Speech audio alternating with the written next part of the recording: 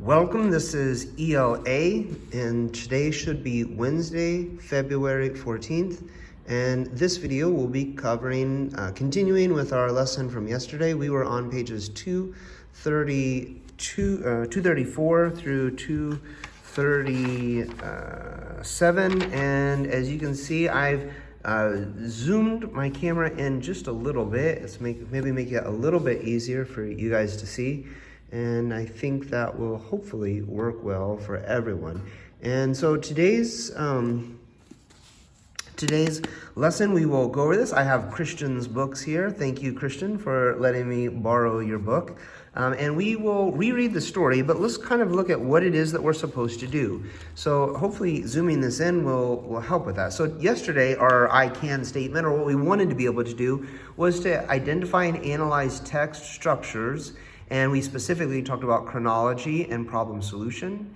And then we wanted to have an wanted to be able to have the ability to explain how the author's choice of text structures affects the understanding, or our understanding, or how the author is communicating with us.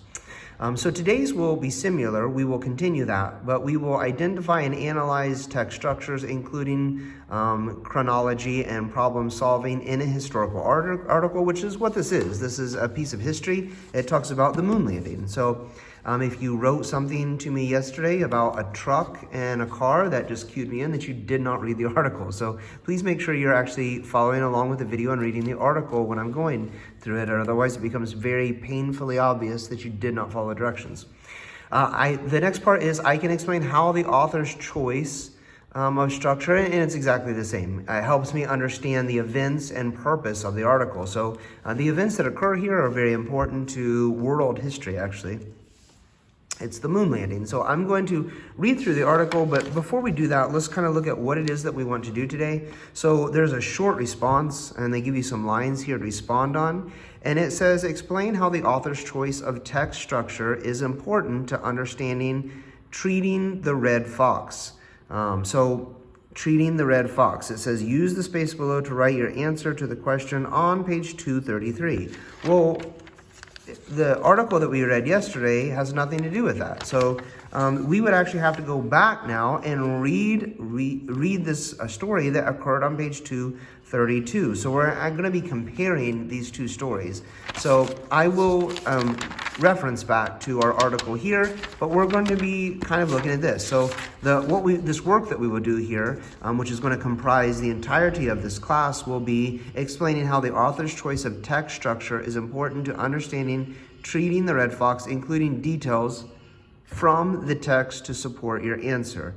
All right, and then it says the events in the text to help you figure out when the events happen. So what we want to do then is put numbers by those events. All right, over here on this page, I kind of said that, we might have wrote a little bit in here, because I think it did come up in, right here it said short response, and we were supposed to explain something here. But at least for this, we might just kind of skip some of this stuff and just do the treating the red fox, and then see how long this takes. If this takes more than a half hour, then I probably won't ask you guys to move on, as long as you did the problem and solution, and I'll probably just be happy with that. So why don't we kind of do that, because I think that's going to be more time than we'll have to go through. So, without further ado, let's go ahead and do this, and keep in mind the directions that we want to do for the short response. Explain how the author's choice of text structure, so we'll have to pay attention on what their text structure is here and how the story is told, is important to understand treating the red fox, including details from the text to support our response. So, so we will number those details, or at least consider the numbers. I will probably write it on a sheet of paper, since I don't want to write in anybody's book. But this is Treating the Red Fox by Mark Champlin, I think is how you pronounce that name, Mark B. Champlin. All right, I first spotted the red fox on a June morning. It was beside the tool shed trembling. All right, so, we might write number one, and I'm writing this on paper. You don't have to do this, but you might jot down a one there. They already have a one noting the paragraph, but this is a one not noting the paragraph, but noting the first event was that this guy, I'm assuming it's Mark Champlin, spotted the red fox. So the first thing is he spotted the red fox. Spotted the red fox. Red fox. All right, so that's the number one thing. And the fox was trembling, it said. So probably see what happens with that. I approached the animal cautiously and saw its left hind leg was injured. All right, so our number 2 event is right there, approached animal. So I'm just going to write approached animal. You can just write number 2 in your book by that. Approached animal. Number 3, I'll get ready for that. All right, he saw its hind leg was injured. I went inside my cabin and got my medical bag. So notice that every time I write something down, it's where there's movement or where there's a transition. So this heavily involves verbs. Verbs are action words, meaning something happened. So he went. Went is a verb indicating that he went. He went inside. That's where he went. So number 3 is went inside. I'm just going to jot that down as a note. Went inside. Number 4. Number 4 says, well, I don't know what number 4 says yet. Then, with caution, I returned to the fox. We can write returned. So he's going in, and now he returned. Next, I gently lifted its injured leg and decided to attach a splint. So attach splint would be kind of number 5 here. That sums up that whole area. That's the main idea that we want to take from that. That's the point of it. Attached splint. All right, number 6. The fox settled back and let me proceed with my work. On my porch, I set up a wooden box and padded with pillows so the fox could heal. I think maybe we can sum up both of these sentences with just treated fox. Treated. T looks a little funny there. I extended that too high. Treated fox. He treated the fox, the red fox, cool looking fox, little guy. Beside the box, I placed bowls of food and water that I refilled daily. Okay, I think that pretty much goes along with treated fox. He took care of it. One morning in July, I stepped out to the porch and saw that the red fox was gone. I checked the porch each day after, but the fox was nowhere to be found. So, probably number 7, I'm going to make a big note here because this kind of is a whole transition. This was all one big event. And then, so I'm going to cross out 7. I'm going to make this, I'm going to put like a thing here, like a Roman numeral. We talked about Roman numerals in class a few weeks ago at some of our morning work if you were here for that. So I'm going to make another Roman numeral here, noting it's a new section. So this was all a series of events, and it was told in chronological order. So at number 2 is when he comes out and finds that the fox is gone, and he doesn't see it. So to sum up this whole section, 2, I checked the porch day after day, but the fox was nowhere to be found. I'm going to put 1 here and say that the fox left. So this is a new section. The fox now has left. All right, and this is continuing sometime after. So this is in July. Notice it gives us time periods that it's working in. This was in July, and then August is the very next month. Late one August afternoon, I spied the red fox coming up the path to my cabin. All right, so I'm going to make this part of the same section, even though it's, well, let's make it another, because this is paragraph 1, paragraph 2, and maybe I can title this paragraph as July. July. If I could spell, it would be helpful. We want July, thank you. All right, so we're going to go on to number 3. We didn't have to organize it by the paragraphs, but that seems to work out well since it's different months of the year. All right, so, and we're going to, of course, since we titled the last one July, we're going to title this one August. G-U-S-T. So this is like seasons of the year passing by. So we were kind of, it looks like, I don't know what time of the year this was in up here. I don't know if he says or not. He kind of gives it a lot of details about what happened when he saw the fox, and then he goes into July is I think the first like season we're given. So, okay. And then we're in August. So what happens in August? He spies the fox. Fox returns. So this will be 1 fox now is returning. Fox returns. A short distance behind, a silver fox was limping along. Okay, so he brought a friend with him who needs some help. I watched as the animals approached the tool shed. The silver fox was fearful, but the red fox apparently resolved the issue by assuring it the area was safe. So I'm just going to write that he brought a friend. Brought a friend in need. Brought a friend. Why can't we be friends? Why can't we be friends? I wrote friends. Brought a friend. I shouldn't sing, I guess. Brought a friend in need. I can't write and sing at the same time, I guess. All right. The silver fox settled down beside the tool shed. The red fox observed its friend for a few moments and then returned to the dense woods. As I had done once before, I entered the cabin, located my medical bag, and returned outside to treat the silver fox. All right, so we have now written down all of the events, and we could recap this story pretty easily, just with these few little notes that I've jotted down as we've read here. So the last thing is he treated Silver Fox. Sounds like a cool superhero name. I'm pretty sure in the X-Men, there actually is a character called Silver Fox. All right, so we have that. So that's our whole story. Let's go over here and see what the directions ask us to do with this information now. So we kind of did what it said. Hint, number the events to the text to help you figure out when the events happen. All right, so we have a story here. It is told in chronological order. So to compare this with our story from yesterday, the first part of our story on 30 Seconds of Fuel was told in chronological order, and then it shared more ideas like a problem solution kind of thing with this.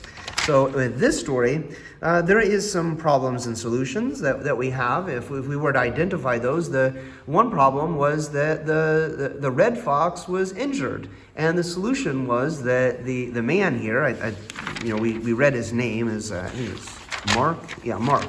So our friend Mark here, he treated the red fox. Well, when the red fox itself, when it has a friend who is then in need, the red fox brings his silver fox friend over to the man. So he has a problem. His silver fox friend is both injured and he's also afraid. He doesn't know where to go. So the man also treats the silver fox. So the solution is the same in both cases. The problem actually changes a little bit. But so if we're going to write here, I'm going to write. You didn't need to write all this down, but it was helpful if in each paragraph you kind of noted the one to know where these things occurred and what was happening. So the short response says, explain how the author's choice of text structure is important to understand treating the red fox. Include details from the text to support your response. So what I would probably write for this, and the writing is the answer to the question on page 233, which was, it says short response here. Explain how the author's choice of text structure is important to understanding. I think it might be exactly the same. Include details from the text to support your response. Okay, well, we have all our details right here. And the text structure is that he combines, I would probably write the author, and we just talked about this. I just talked you through it, but I'm going to write down an example. And if you choose to just go ahead and write the exact same thing that I do, that's perfectly reasonable. I'm okay with that. I don't mind at all. So I'm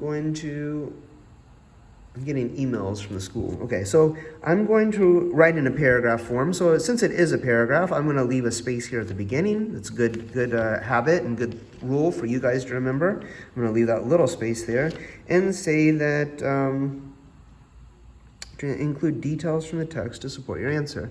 So one is the author uses chronological text structure. The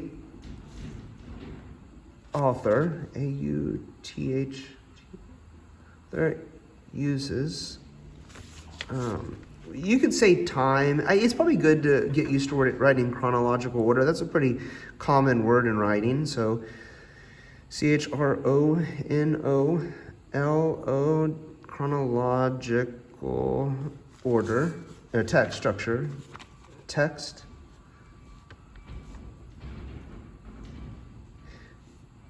As long as we're on this topic, notice that I only indented the very first line of the paragraph. After that, I did not indent anymore. I won't do the whole rest of the way down the paragraph. To describe the events in the order they happened. I don't know, I shouldn't have put a period there, so sorry about that, it's my bad. Structure, to describe the events in the order they happened. And we have those events recorded over here on the other side of my paper, which, you probably numbered in your book, but, I didn't have you guys do that, or I didn't have you write them out anyway. So this helps the reader to understand how one event leads to the next. And we are the reader in this case, but we're also writing about it. So this helps the reader understand how one event, I'm just going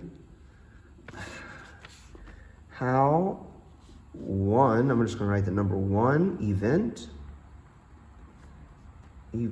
not events, I don't know why I put an S there, event leads to the next, leads to the next period. All right.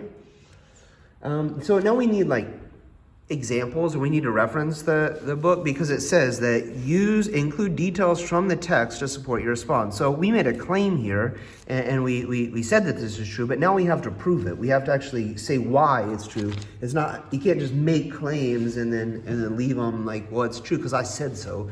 It's not really a very good or it's not a good way to do that. So one example that we could use is that we could talk about how Mark, since we're talking about an author, we really wouldn't use their first name. We would usually refer to them as Champlin. So, and we will do that here. So this is Mark B. Champlin, and we can just refer to him as Champlin. So I'm going to write down Champlin, Champlin, Champlin, and he says he first nurses an injured red fox back to health. Champlin first, and we're just saying first because it's in chronological order. So first, we tell the thing that happened first. First nursed a red fox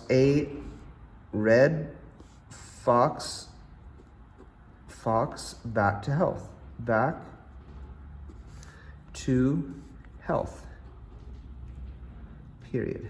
All right. And then the red fox,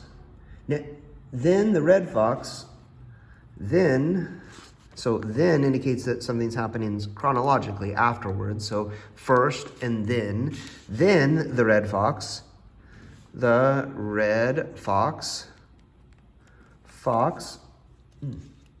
So then the red fox, who now trusts the author, or who now trusts Champlin, who now trusts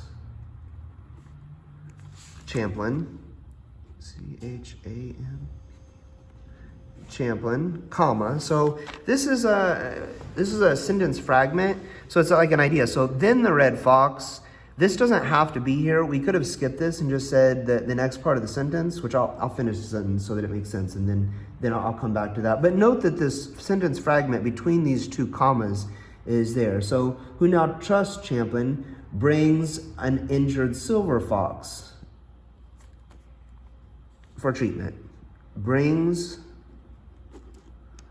an injured, J-U-R, injured silver fox for treatment. Period. So you could just say, then the red fox brings an injured silver fox for treatment. This fragment kind of clues us into a background. So because the red fox now trusts Champlin, he brings it. So this is sentence fragments. You would almost always put things like that into commas in between there. So when you notice things about your sentences that are like that, make sure that they're separated by commas that way. All right, so and then we'll write our last sentence that goes along with this to show this order of events. And this is from the text proving our initial statement, to show this order of events,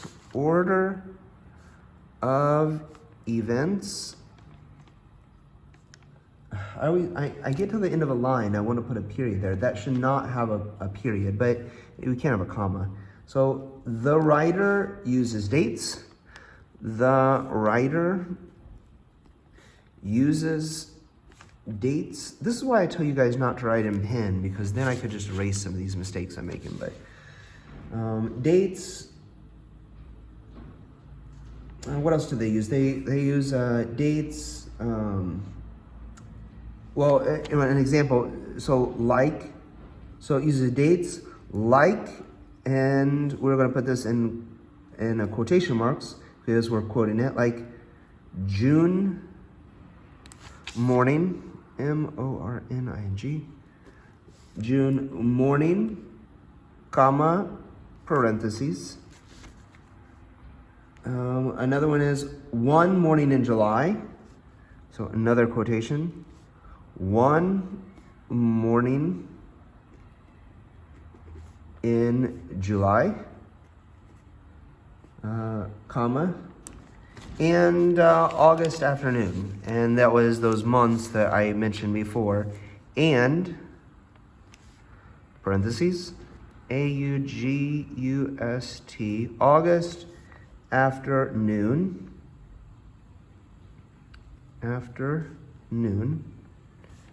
comma, and parentheses, as well as signal words, as well as signal words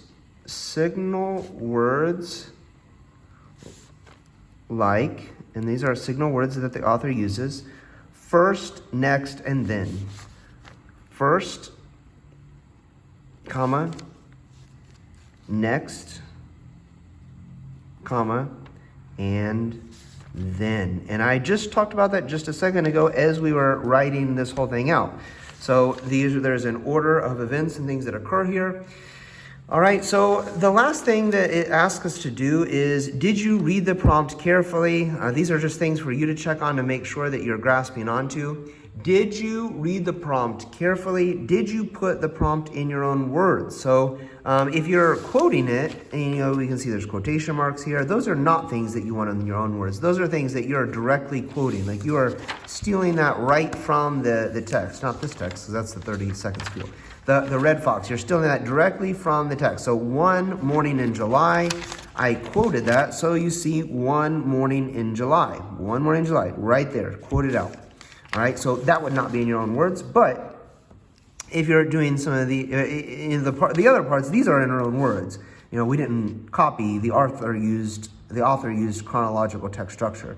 That was in our words. So, yeah, I think that's most of the idea. We want to make sure that we do each of these parts of it. But if you have gotten all this down, read this story, and you have something here, and maybe mention something here about how the author presents the events that Neil Armstrong faced as he landed the Eagle on the moon, include at least 2 details from the text. I don't know if I gave you examples of that yesterday, but maybe jot an example down there alone, and I'll accept that since we're kind of running out of time. I'm at about the 24-minute mark, so I'm going to kind of bring it in for a landing. We'll bring the Eagle in for a landing. That should have some relevance to you if you read 30 seconds of fuel, because he quotes that. We'll bring the Eagle in for a landing, and we will close this video out. That should be your class for the day. I will check pages 236 and at least this part of 237, and hopefully I'll check that you wrote a detail or 2 down here, and you should get full credit points if you did all of those things. I have an example right here, and as I said, you could just copy this down and I would accept that perfectly fine. I want to know that you understand how to do this and that you've kind of put it into practice in some way by at least jotting it down yourself. But you guys have a good day. If you are done with this assignment right now, then I have probably told you to move on to either iReady reading, or I've given you the option to go on and do either Epic Books or to do typing.com, which is always a good thing to practice. So you guys take it easy, and I will see you as this video comes out.